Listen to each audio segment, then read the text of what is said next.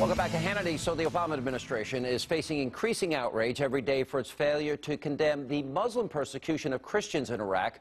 Now, my next guest is Catholic League President Bill Donohue. He recently slammed President Obama on his group's website. He wrote a piece, and he wrote in part, "No, Mr. President, you do not stand with the people of all faiths in protecting and advancing human rights.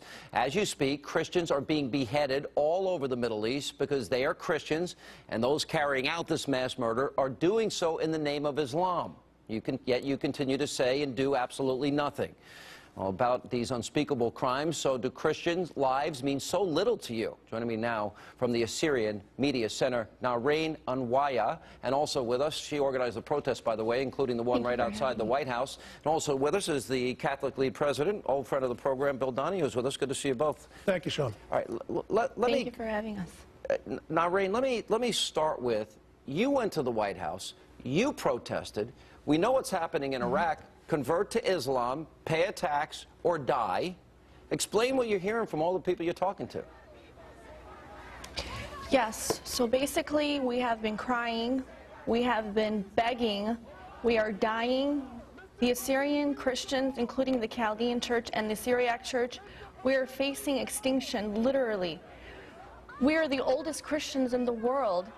We don't currently have the support of our Pope and our president, including all the world leaders. They should all be holding hands. They should be hand in hand to defend the oldest Christians in the world. Without Christians in that area, we're full of peace. We are not shooting missiles at anyone. We love Jesus, and we are being killed because we love Jesus. Or being forced to leave your home, or being forced to convert to Islam. Exactly, and those are not even choices anymore. They're at a mission right now to completely exterminate all Christianity in the Middle East. And trust me when I say this, and I hope Mr. President hears this message, they will not stop there. Mosul has become a breeding ground for all ISIS, and they will continue on their mission to other countries in the Western world. They may already be planting cells in our country. How can you even not wait so much, you know, and not take action? This is ridiculous. We are completely becoming extinct. The museums in the world and libraries are holding Assyrian artifacts, and they're preserving it and they're marking it priceless. What about preserving the people that created these artifacts that are dying in mass numbers, and they're completely concealed? And I must say, I completely have respect for Fox News, and we salute you as Christians, the oldest Christians in the world, because you are the only channel that is covering this insane crisis. What a plea. Bill, you and I've known you for years. I've never seen anything like this.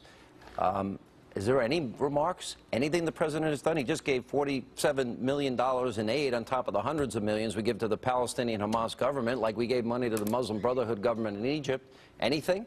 I've had my staff look into this for the last week. We've looked at comments by John Kerry, not too bad, the State Department this week. We've had a number of congressmen. In June, we had 55 congressmen, Democrats and Republicans, liberals and conservatives, raising the voice. The Pope has raised his voice, and others. The only person in the whole world, of all senior status persons, that has said absolutely nothing is President Obama. Now, it's not just Catholics who are being murdered like this, it's Jews. I commend Netanyahu for the extraordinary amount of restraint that he's showing against these thugs. But what we have going on, and people don't seem to understand this, you've got 151 nations in the world where Christians are being persecuted. That's 3/4 of the world. In 25 of the worst places, they're run by Muslims. Now, they say Islam is a religion of peace. Why then do they act like it's a religion of war? I am fed up with this, and I'm fed up with the cowardice on Catholics and Protestants, and some Jews. Jews are better than Catholics and Protestants on this, for not speaking up about this. Enough is enough. I support Israel 100% because they're our friend. Obama buys into this mentality. There's the victim and the victimizer, and it's unshakable. It comes from the academy. I dealt with professors most of my life. I don't believe he's a Muslim. I believe he's a thoroughgoing secularist. He leans to the left. The only religion that excites him is Islam. If, in fact, Christians were doing to Muslims what Muslims are doing to Christians, he would react differently. This is a terrible stain on our history. Now, Rain, I'll give you the final word here. Thank you. What would you like And we are demanding action. Yes, we are demanding action. Actually, these are the words from the innocent Christians, the oldest civilization that are dying in Iraq. This is the Holocaust. We should not accept it. As all world leaders should not accept this, and they need to stop this. Before, if they're just trying to conceal it where it's at, it is going to come here. I promise you.